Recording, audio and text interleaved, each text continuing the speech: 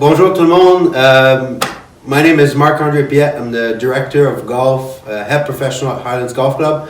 We're very excited to partner up with PSP Fitness. We're going to have a great program for you guys. 8 weeks of golf instruction followed by golf mobility and strength exercises to get you ready for the golf season. We know that 2020 brought golf back to its most popular times.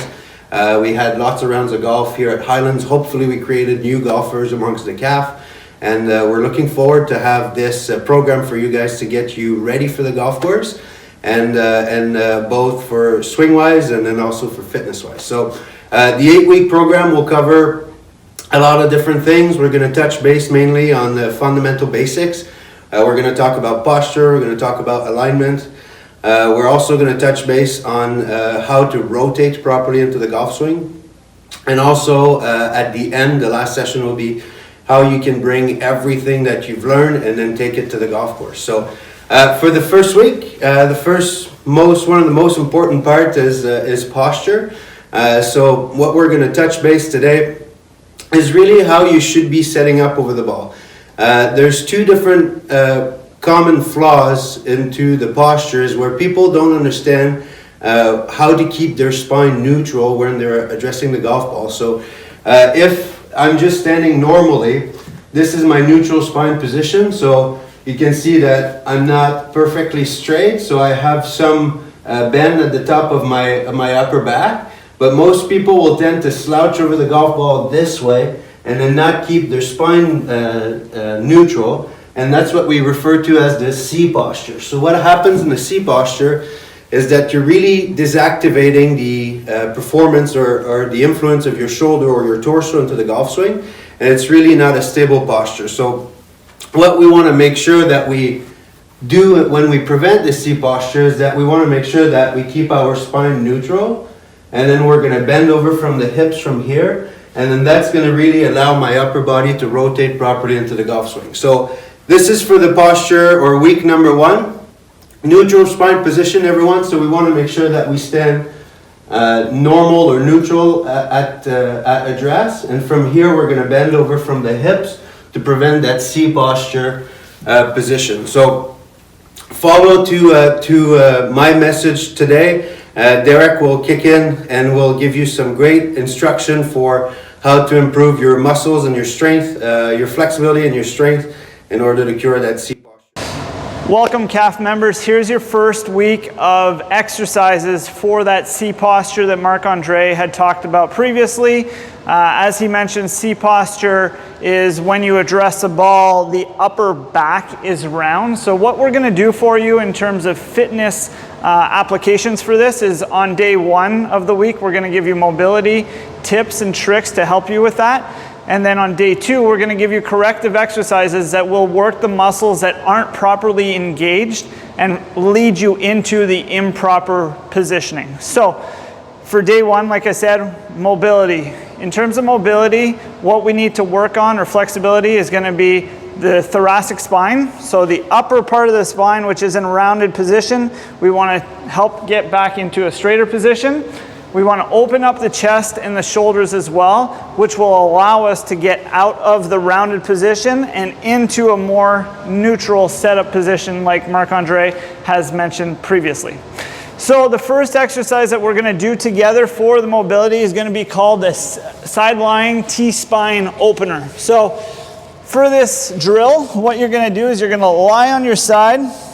You bring your 2 knees into flexion. So hip flexion and knee flexion at about 90 degrees. You can rest your head on the ground and you're going to hold on to your knees with the opposite hand. So if I'm rotating towards my right, then what I want to do is I want to hold on to my knees with my left hand. But from here, what's going to happen is I'm going to take a big deep inhale and I'm going to exhale as I rotate, keeping my knees hugged to the ground. If I want to make this a little bit more challenging, I'll take my right leg, I put it over top of or underneath my left knee, and then my right knee stays on the ground.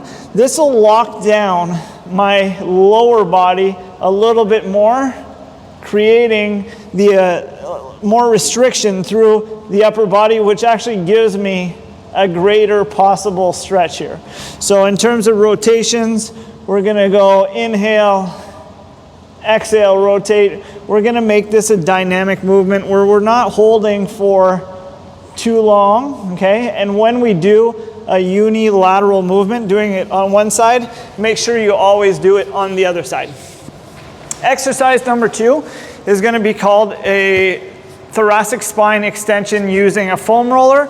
Or if you don't have a foam roller at home, you can always grab a towel and roll it up into a small circle, and you can use that as your object to extend on. So what I'm gonna do here is I'm gonna start it around the mid-back, and all I'm trying to do is extend through the thoracic region. So I wanna make sure that my low back stays flat. I don't want to arch my back as I do this. I really want to lock down the lower part of the spine and see if I can move just small little increments, keeping my arms straight here, keeping my neck as relaxed as possible. And I'm going to oscillate back and forth for 4 to 5 reps, and then I'm going to move down 2 to 3 inches, and I'm going to do it again for a different part of that thoracic spine, and I'm going to work my way from the mid-back all the way to just below the neck, okay, not rolling on the neck at all. Number 3, this one's called a prone press-up. So the prone press-up is going to be sort of like a cobra, but in terms of the movement, I want you to make sure that the lower body stays on the ground, or sorry, lower spine stays on the ground and doesn't lift at all. So I'm going to think about pressing my chest off the ground and lifting my chin towards the ceiling so that my movement comes from the upper back and not the lower back. And then I come back down.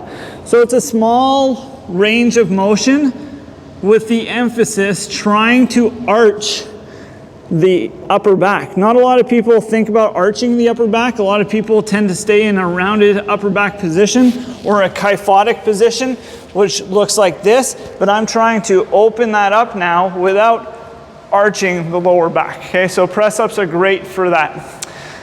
Number 4, we got a quadruped lumbar lock reach back. So you're gonna sit back on your heels with your knees a little wider than shoulder width apart. From here, we're gonna lean forward, one hand on the ground.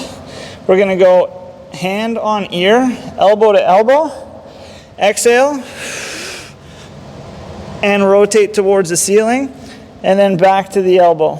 Okay, so exhale, rotate. We call it a lumbar lock because I don't want you moving from the lower spine. So that's why you sit back onto the heels with it. Sitting back on the heels will force you to move only from the upper spine in rotation. Number 5, one of my favorite ones here is called a half kneeling torso rotation plus side bend. So you're gonna take 1 foot forward in a half kneeling or half lunge position. You can take a golf club for this one, or a broomstick or a hockey stick. You're just gonna put it on your back, and you're always gonna rotate over the leg that's forward. So I'm gonna go for a full rotation as far as I can over that left leg to start. From here, I'll take an inhale, and as I do, I'm gonna bring my elbow towards my hip. I'm gonna come back to straight, I'm gonna exhale, and I'm gonna try and rotate more. And again, I'm gonna take inhale, elbow towards the hip, come back to straight, exhale, and I continue until I can't get any further. You're gonna notice that with each inhale and exhale, as you side bend and rotate, you'll be able to open a little bit more than you will with the previous rotation. You'll do that 3 or 4 times on one side, and again, since it's unilateral, you're gonna go ahead and you're gonna do the same movement pattern on the opposite side. Your last one is going to be a box elevated prayer stretch. So you can use a box, you can use a chair, you can use anything you have at home that's pretty sturdy that you can put your elbows on. So the way you're gonna position yourself for this is gonna be on 2 knees, elbows on the box or on the chair, hands in a prayer position, and I'm gonna put my head through my shoulders. What I wanna make sure here is that I'm not arching my back as I do it, okay? I'm thinking about keeping the core engaged, actually rounding out the back a little bit and leaning my chest towards the ground, and then relax. So there may not be a lot of movement here depending on the restriction in the lats and the restriction in the shoulders, but that is what we're trying to open up in this movement.